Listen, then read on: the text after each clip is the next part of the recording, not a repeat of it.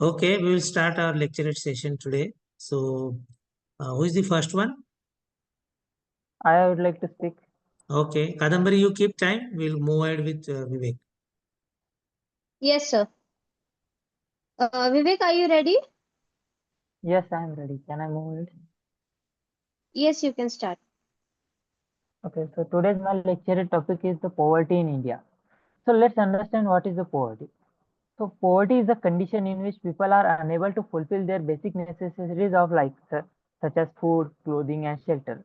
Earlier, poverty was an unidimensional concept where the uh, money was only the reason behind the poverty. But in today's scenario, poverty has got multidimensional concepts, such as one who is not able to take his education, haven't got proper health, and standard of living is not so good.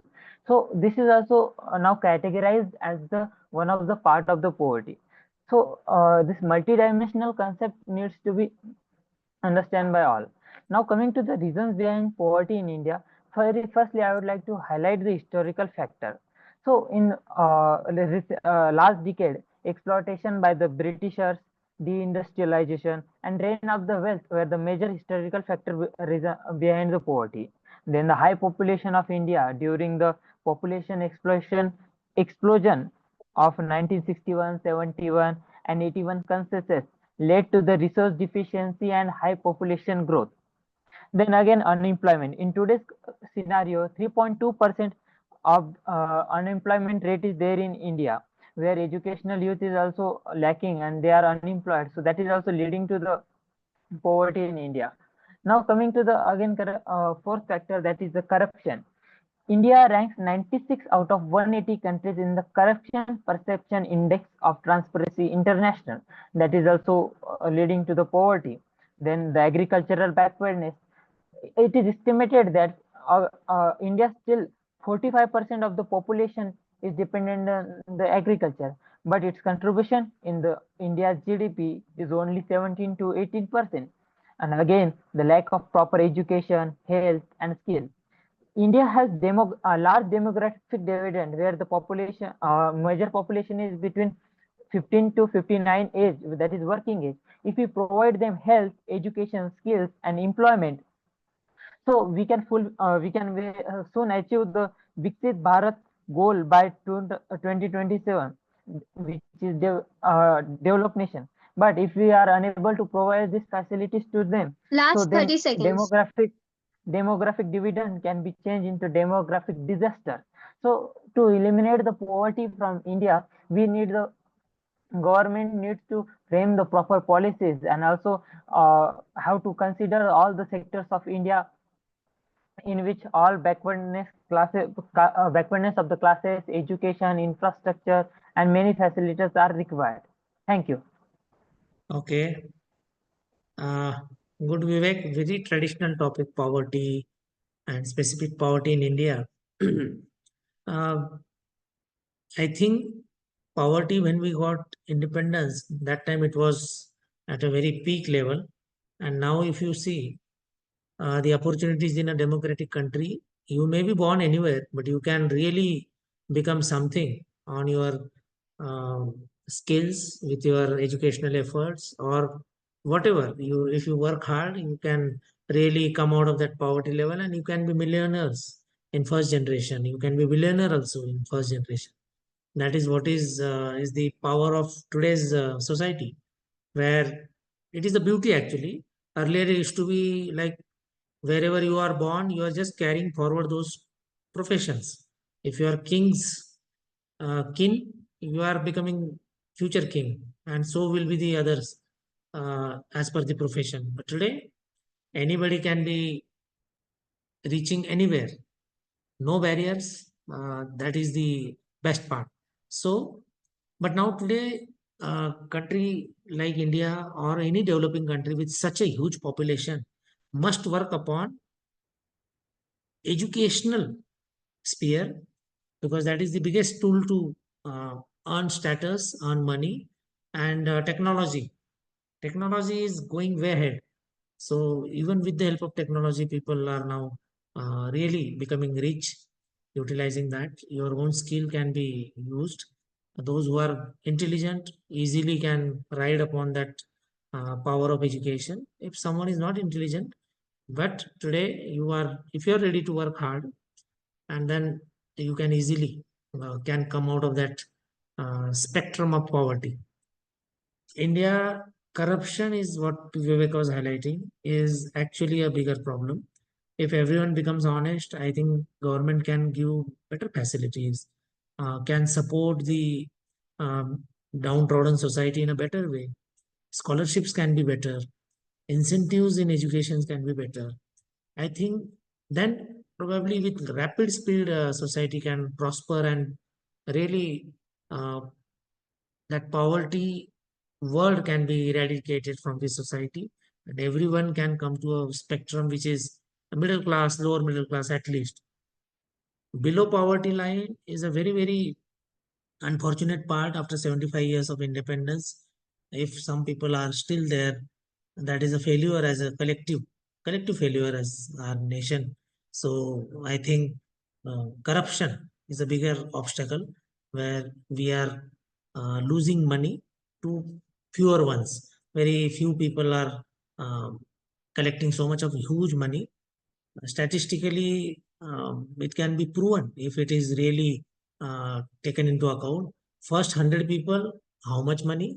Another 100 people, how much money?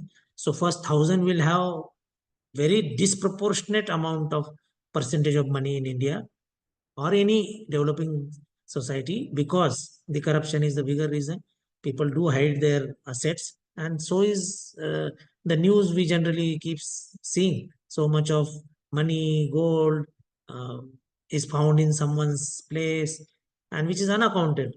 So if you take in 140 crore plus people, if 10,000 people, top 10,000 people counted, I think more than 90% of the money will be with 10,000 people, more than 90% with 10,000 people in. That is my personal assessment. So rest of the 10% Yes, money will sir. be. Yes, Vivek. According to Oxfam report, in India, 10% of the people consist of 70% of the money, and rest 30% uh, 90% consists the 30% of the India's wealth.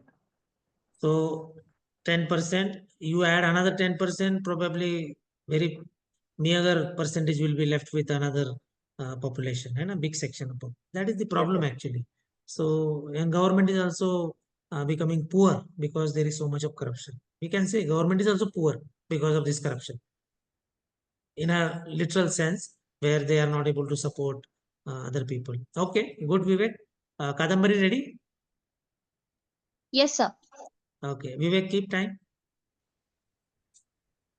Just a Should minute, I sir. start with it? Just give me a second. Yes. Kadambari, you can start. Okay. Jai Hind, everyone. My lecture topic is causes of 1962 war.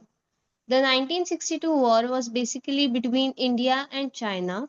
It was a major conflict in the Himalayan border regions, especially Naxai Chin and Arunachal Pradesh.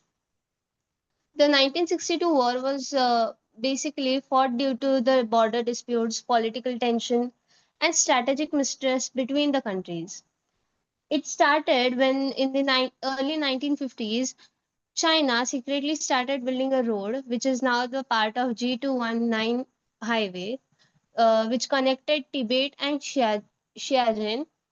India noticed this in 1957, 1958 and objected about it. But still, China refused to withdraw.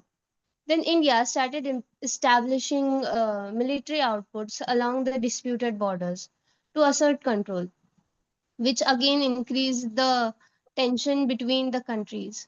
During this period, the 14th Dalai Lama of Tibet felt unsafe and asked India for help, and Indians helped him. But when China got to know about this, they felt that India is interfering in their personal affairs. Though India and China had though India and China had signed the Panchashila Agreement in 1954, promoting peaceful coexistence, after all this, everything became cold. I would like to conclude by saying that India and China war was basically because both the countries disagreed on their borders. And when China started doing some things secretly, it turned out to be more complicated. And when India had took its stand for making the forward policy and building some small military posts near the border, China saw it as a threat for themselves, and things became more complicated, and military clashes happened, and eventually it turned into a war. Thank you. Okay, how much? 40 seconds are still remaining. Okay, Kadambari, you have to slowly pick up that time sense so that you can utilize all 3 minutes, and optimum utilization of 3 minutes, and structuring your Yes, topic, sir. and it will come with practice. Causes of 1962 war, where we suffered huge losses, and it was a big setback for us at the international policy level, identifying who is real friend, because till that war broke out, India never actually believed that China can attack us, and it can be so hostile. That time situation, if you see, then Prime Minister Pandit Jawaharlal Nehru and China's relation were very, very friendly, despite some disagreements on border or even Dalai Lama issue. And in fact, the Dalai Lama issue was the bigger root cause where China went against us and attacked to total surprise to us, and that's why we were not prepared actually. Hindi Chini Bhai Bhai. This was the accepted ideology that time, and we thought China is very dear friend of us, and we can work together. Two nations which were just born. China is also got independence similar time frame and developing, seeking each other's help, and that was a big, big setback for us. And we learned a lot of lessons from that war. But then today also that particular episode gives us guidance that we cannot believe with China. All said and done, China will be always hostile to us. This is a firm understanding as far as the strategy goes for India. Today, the scenario has not changed. In fact, it has gone further worse. We are totally having distrust between two nations, and China is unpredictable. We can see every time in, when the permanent membership issue is there, China is always against us. Secondly, for Pakistan, China is always favoring. It is never with us. That is the biggest problem. And there are many reasons now. One Belt, One Road initiative, and their uh, all the infrastructure in POK, and further to uh, Pakistan's whatever interest they have. And we are now totally at loggerheads. Our own border disputes is now a small issue, and there are bigger economic and other strategic interests and issues between two countries. Okay, Kadambari, further you can polish. Uh, Yes, always sir. develop that habit of key points, 5 to 6 key points in 3 minutes. You can elaborate on that, but always make a habit of making good introduction and good conclusion. You Yes, at the sir. at the end you lost little bit momentum. Start was good, but momentum should be maintained till last word. Okay. Who is ready Yes, next? sir. I'm ready. Okay, Jay. Jay. Kadambari, keep time again. Okay, sir.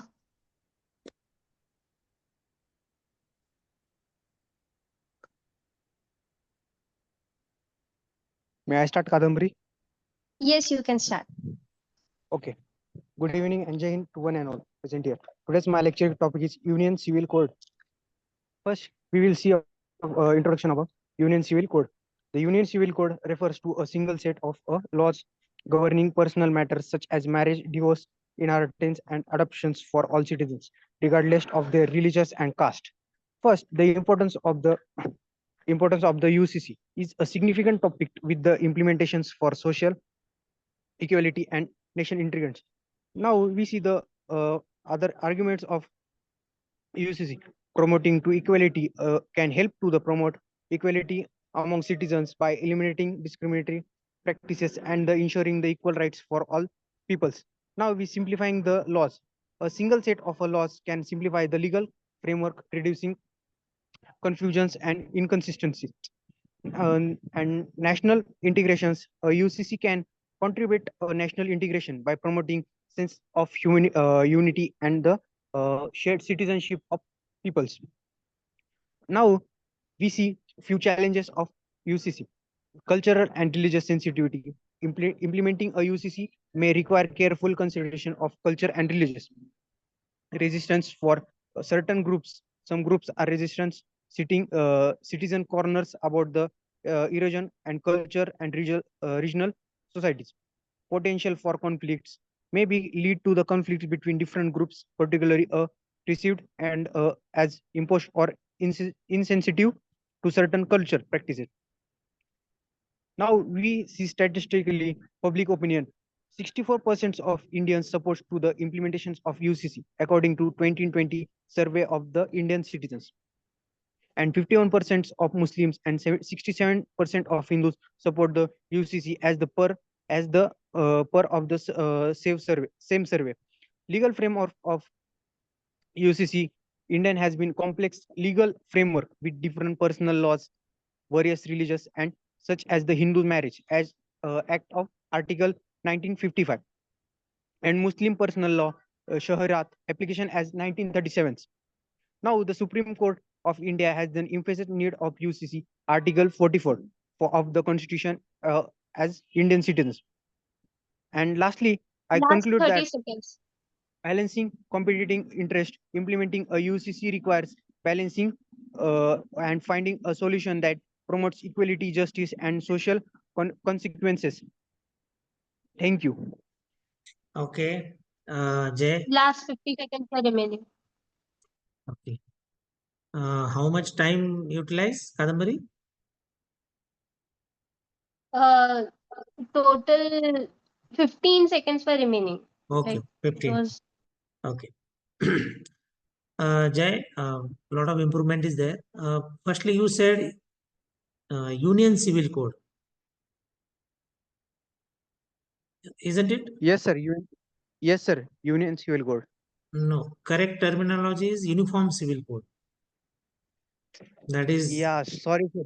That's Uniform Civil Code. Yeah. it is Uniform Civil Code, and it is such a complex thing.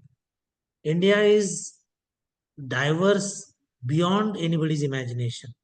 Such a diverse country to become uniform in many respects is almost next to impossible.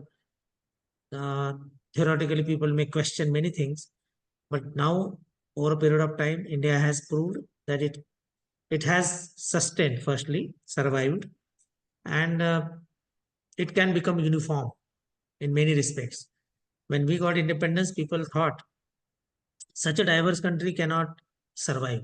That was the prediction, even by the best of the strategists of that time. Even US never believed India could sustain or will be a successful democracy because of diversity actually.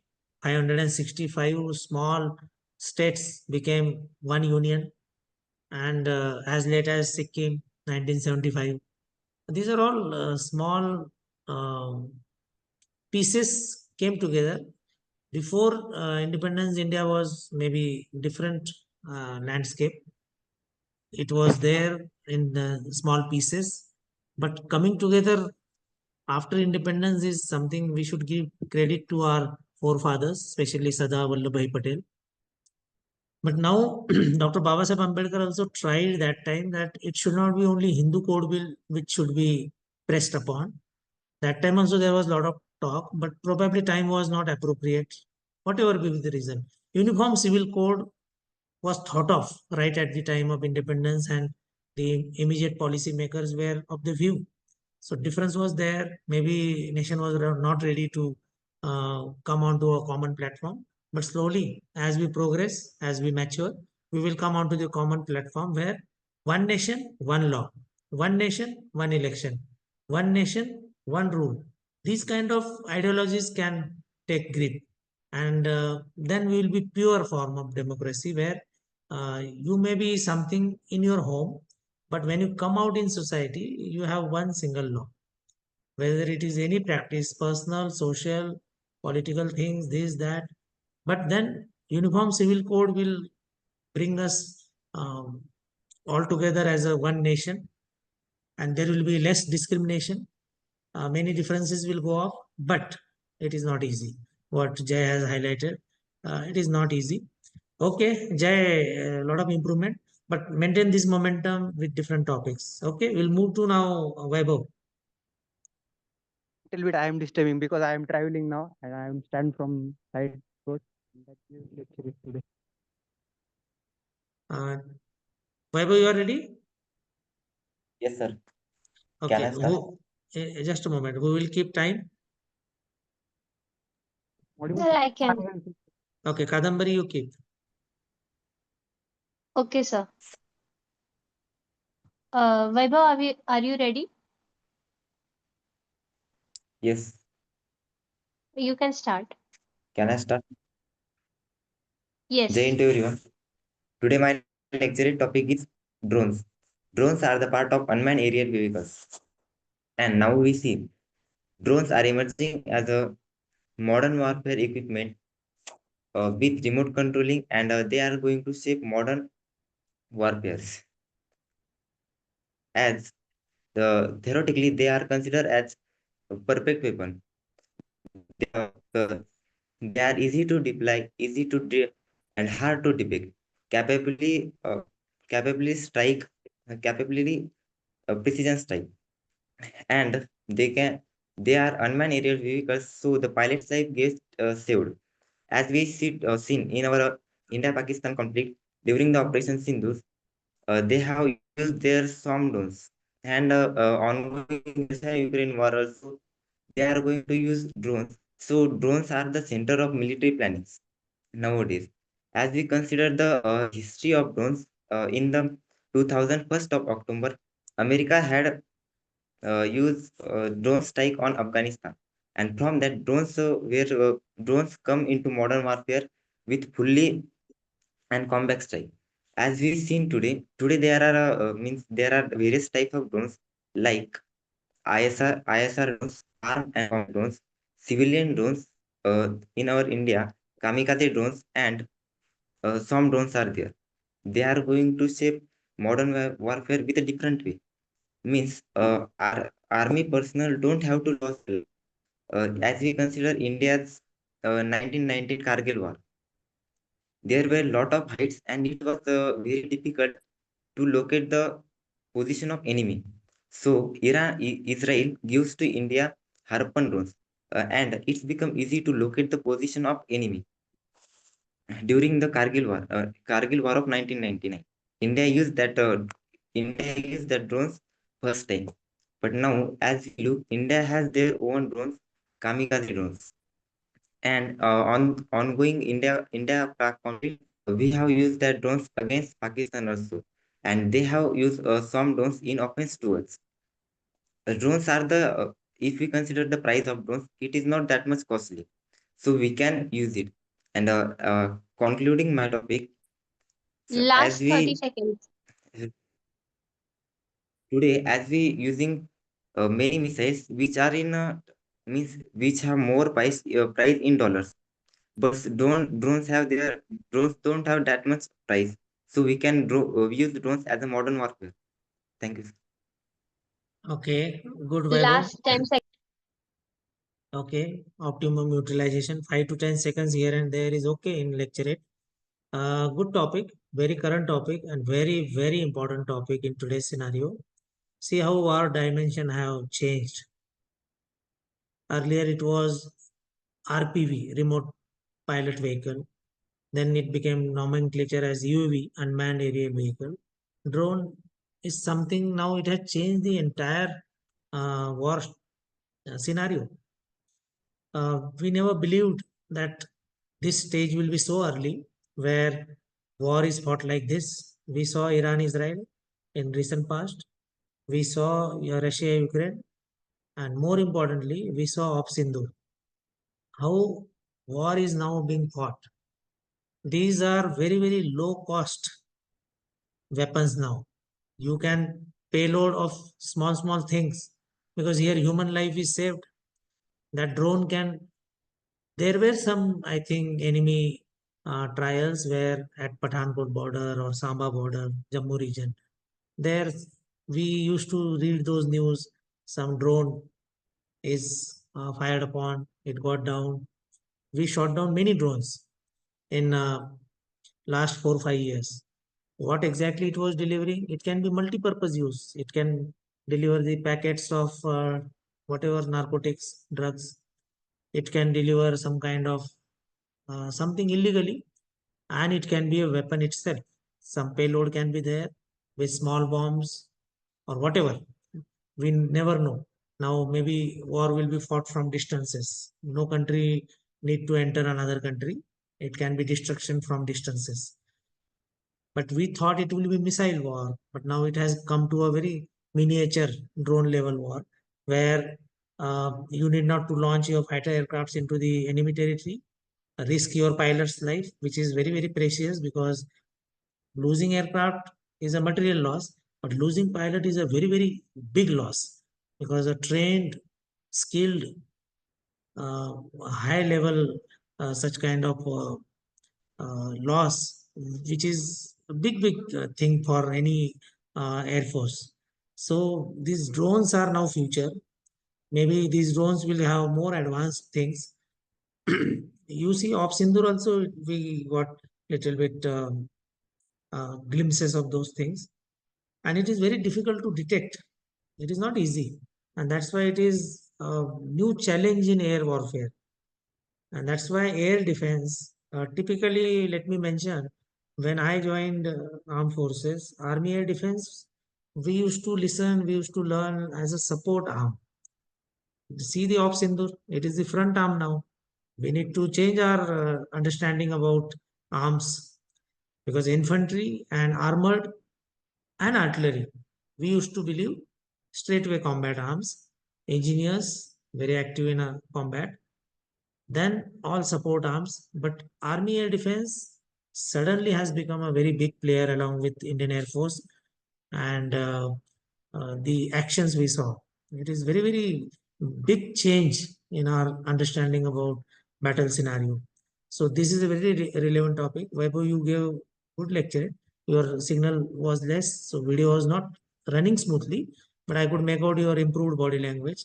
Little bit nervousness is not visible now, and you improved upon what I told last time. Your SDT also I read. That is quite natural language. I think you can maintain that. Little grammatical mistakes are there.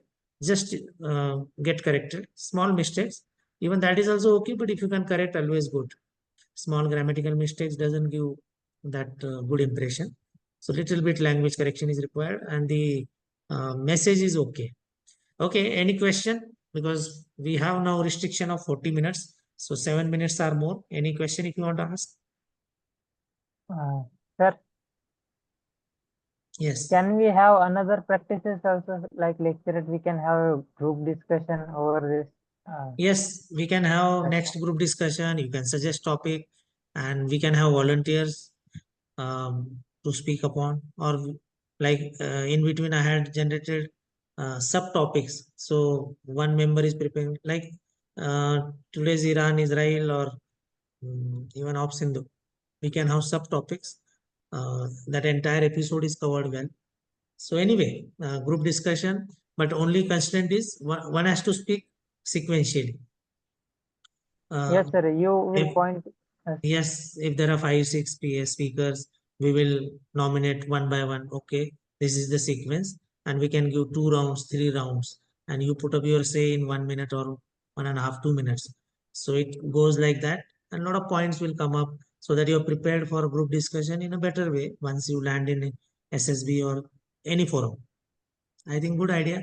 Any Again, suggested topic you can put in group, anybody. So we will put that topic as a group discussion. sir, you give us a topic and we'll have instant Okay. group discussion. That will be Yes, quite yes. fine. So I'll put next we can have group discussion only. So I will put message in our WhatsApp group, and I will give you preparation time also, so that you come prepared. Okay, and sequentially we will speak Yes, then. sir. We have conducted earlier, so we will end here. Keep studying well. Keep your confidence up, and Vaibhav and even Sarthak, है ना? Second one, Sarthak. Yes, sir. His lecture is going on currently, Ah, SSB lecture. So yes. So Sarthak, both should prepare well under Vivek's guidance, and I think we can see we get good news very soon. Hmm? Okay. Kadambari, you also prepare well. Keep studying theoretical part Yes, also. sir. Okay. Yes, sir. Okay. Should we end here? yes, sir. Yes, sir. Okay. Have a good time. Bye. Jai Hind. Jai Bye, Hind, sir. sir. Jai Hind.